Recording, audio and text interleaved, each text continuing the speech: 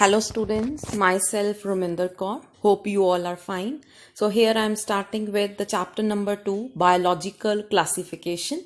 So let's first of all study which are the topics to be studied under it. Number first, as we have studied in chapter number 1 that Linnaeus has given a classification kingdom Plantae and kingdom Animalia.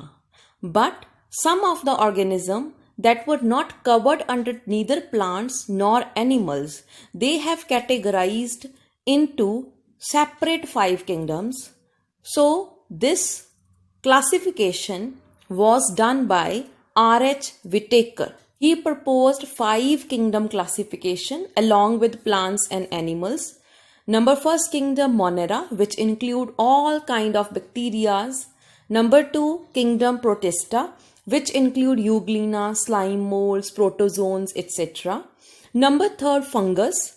As you know, few fungus such as mushroom is eatable and others may be harmful. Next, number 4 kingdom Plantae. It includes all the different kinds of plants ranging from herbs, shrubs, climbers, creepers, trees, etc. Last kingdom is kingdom Animalia, which include different kind of phylum such as Coelenterata, Porifera, mammals, aves, insects, birds, etc. Last category that has been excluded from all the kind of kingdoms due to some changes in their body style, that are viruses, viroids, prions and lichens. So let's start with the chapter. The very first attempt that was made by the scientist, it was Aristotle, also known as father of science. So he has just classified living things into 2 parts, plants and animals. Plants, small, medium and large, and animals which are living on land, water and air according to either they have red colored blood or not. So Linnaeus, who has given 2 kingdom classification, kingdom Plantae and kingdom Animalia, the system, it was unable to distinguish eukaryotes and prokaryotes, unicellular and multicellular organism, and even which of the plants they can make food and which cannot. That's why there was a need to revise this 2 kingdom classification, that some of the animals which were neither falling under kingdom Plantae nor under kingdom Animalia. So gross morphology, there was felt that we have to study properly about the cell structure, nature of the cell wall, mode of nutrition, their mode of living, their methods of reproduction and other characteristics.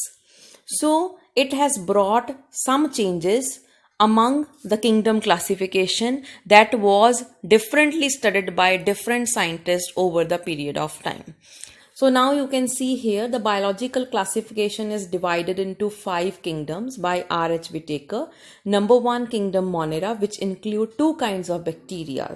One which are eubacteria and other which are archaebacteria. Then kingdom Protista, 3rd kingdom fungi, 4th kingdom Plantae and 5th kingdom is kingdom Animalia. In your book on page number 17 is important one because it holds all the basic characteristics of all the 5 kingdoms. So if we study one by one, in kingdom Monera, the cell is prokaryote. You can see all other kingdoms, they include eukaryotic organism. Here I want to tell you about the differences between prokaryote and eukaryotic organisms. Kindly note down. Prokaryotic organisms are those in which there is no nuclear membrane present around the nucleus. So we can call they do not have well-defined nucleus. Second difference among prokaryote and eukaryote is in lower classes you have studied different kind of cell organelles such as mitochondria, endoplasmic reticulum, Golgi apparatus, lysosomes, plastids, vacuoles, ribosomes, etc. So if we want to classify those organelles that contain membrane around them, so all the organelles except ribosomes consist of the outer covering. It means kingdom Monera, which include all kinds of bacteria, it has only single organelle known as ribosome. That organelle does not contain any outer membrane. Then in kingdom Monera, cell wall is not made up of cellulose. That's why it is known as non-cellulosic. In plants, it is made up of cellulose. In fungus, it is made up of chitin. In Protista, it is present in few of the protozoans, but in animals, cell wall is absent. Now let's come to nuclear membrane. So under kingdom Monera, nuclear membrane is absent but present in all other four kingdoms. Body organization. We all know that our basic unit of life is cell. So kingdom Monera, they are only made up of cells. Even kingdom Protista are made up of only cells. Fungus, they can be made up of many cells or tissues. Plants can be made up of tissues, organs. Animals can be made up of either tissue, organs or organ systems, like we have digestive system, respiratory system, excretory system, reproductive system, circulatory system, etc. Now let's come to the very important topic, that is mode of nutrition. Bacteria, they can come under both categories. Some of the bacteria, they can make their own food, so we call them as autotrophic. Or others, they can depend upon the other organisms, they are known as heterotrophic. Then kingdom Protista, they are also same, either they can make their own food or they cannot. Fungus cannot make its own food. Now maybe you are getting that kingdom Plantae does not include fungus. Why Linnaeus' system of classification was rejected?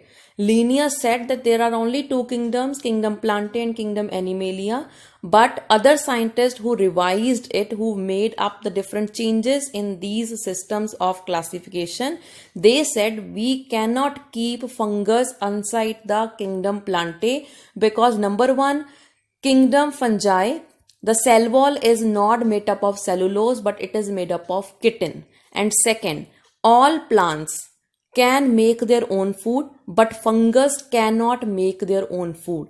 That's why it was inappropriate to keep fungi under kingdom Plantae.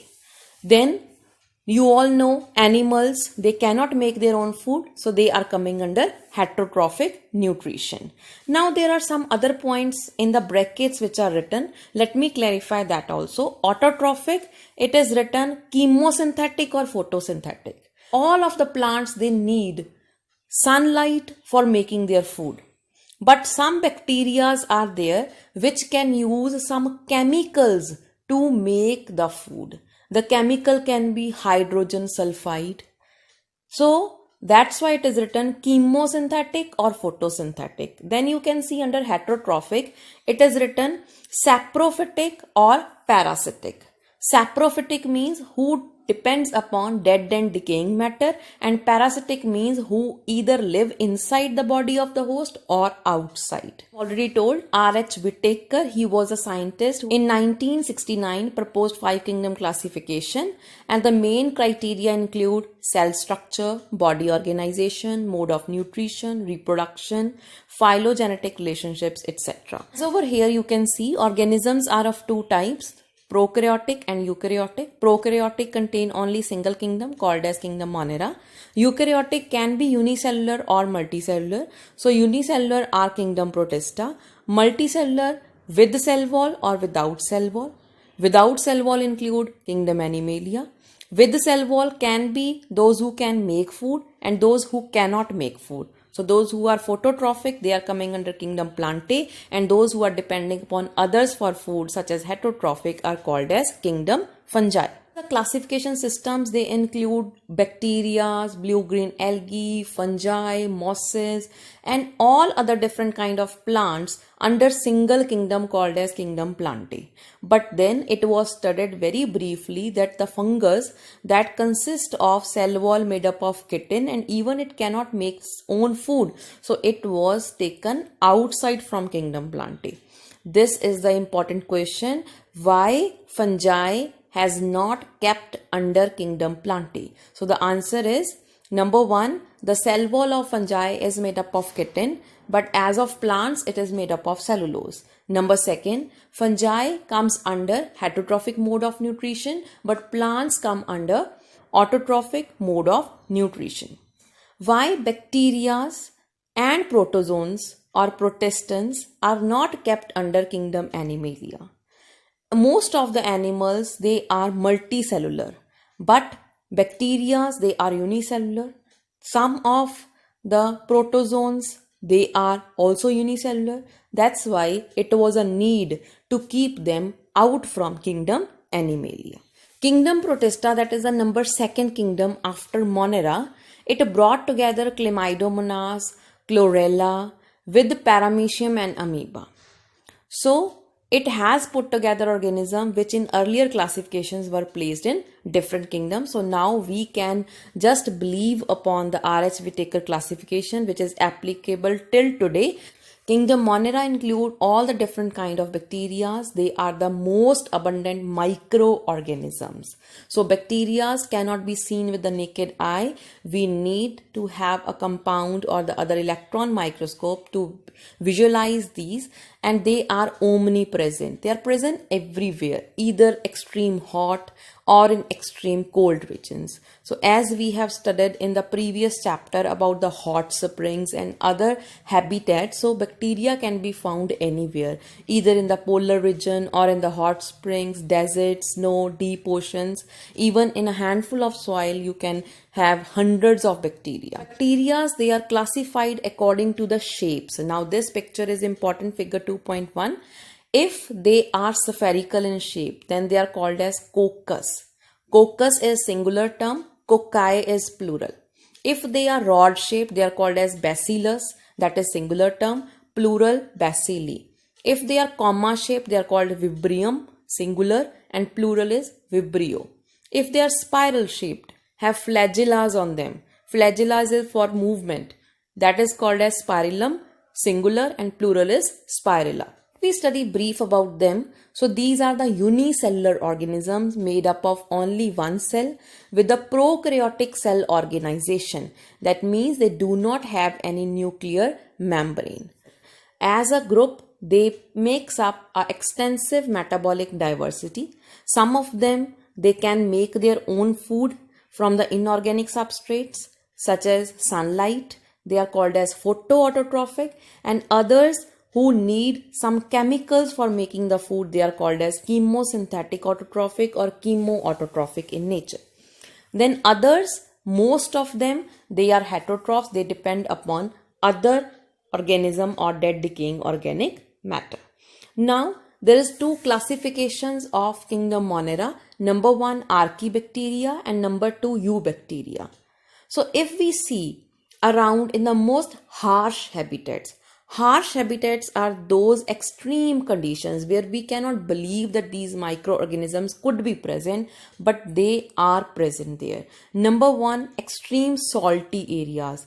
These salty areas known as halophiles. Number two, hot springs, thermoacidophiles. And number three, marshy areas such as methanogens.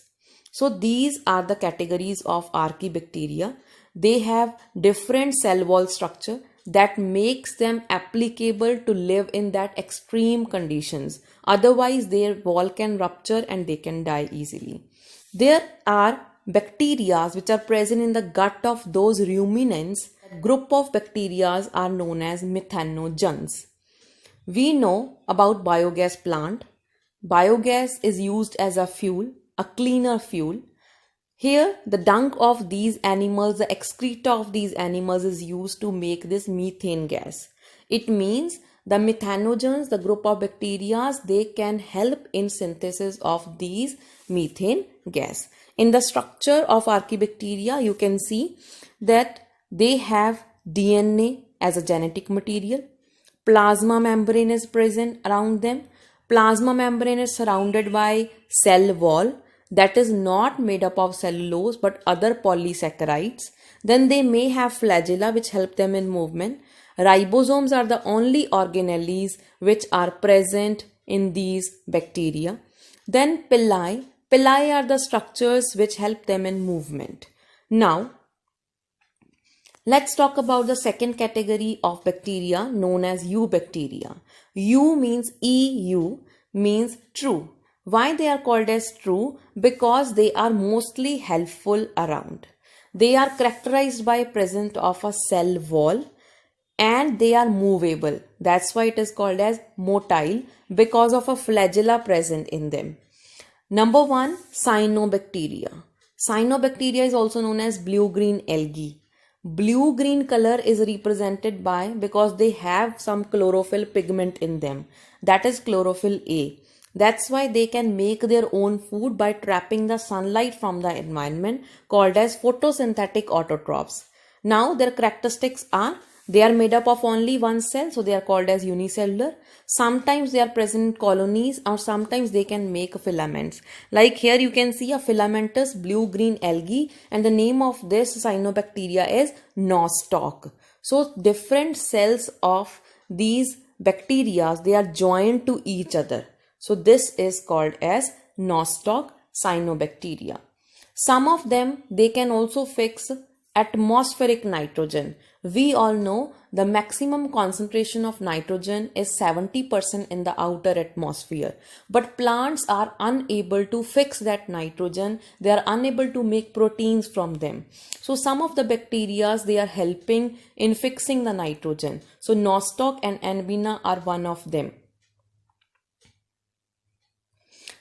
Here you can see the blue color structure that is surrounding the whole filamentous nature of the cyanobacteria is called as mucilaginous sheath. What is the importance of this? Because it is made up of gelatin-like material that is protecting it from any harm. Next are chemosynthetic autotrophic, which do not need sunlight but they need some chemicals that can be nitrates, nitrites and ammonia, from which they can make ATP, adenosine triphosphate, and they play important role in recycling the nutrients such as nitrogen, phosphorus, iron and sulfur. So if our soil contain these kind of eubacteria, it means they will make the soil more fertile, more humus will be produced and good yield of the crop could be taken. Now let's study about the heterotrophic bacteria. So heterotrophic name easily explains that they depend upon others. So they can be decomposers or saprotrophs, right? Many of them, they have significant impact on human affairs, means they are helping in us in the household products. Number 1, they can make curd from milk that are called as lactobacillus bacteria. Number 2, production of antibiotics. Number 3, fixing nitrogen in legume roots. So leguminous plants are those which contain nodules in their roots. They can fix the nitrogen. Some can be pathogenic. Some can cause disease in the human beings, in the crops, farm animals and pets. Few of the examples of the diseases caused by different heterotrophic bacteria: cholera, that is a waterborne disease; typhoid, it can caused by drinking contaminated water or by eating contaminated food. Number 3, tetanus, which you all know during any kind of accident, so the tetanus injections are given. Then is citrus canker. This is a disease which is caused in citrus fruits such as lemon, orange, etc. Then how do they reproduce? Figure 2.3 shows that single bacteria divides into two. So this division is by fission. You all have studied in class 10th binary fission, multiple fission. So binary fission is mostly performed by bacteria for division, but sometimes under unfavorable condition they can also produce spores. Then they can also reproduce by sexual reproduction when they transfer the DNA from one bacteria to the another. I ask you a question, name the smallest living cell on this earth. Answer is mycoplasma. So they do not have a cell wall. They can survive without oxygen. It means they are undergoing which kind of respiration? Yes, anaerobic respiration.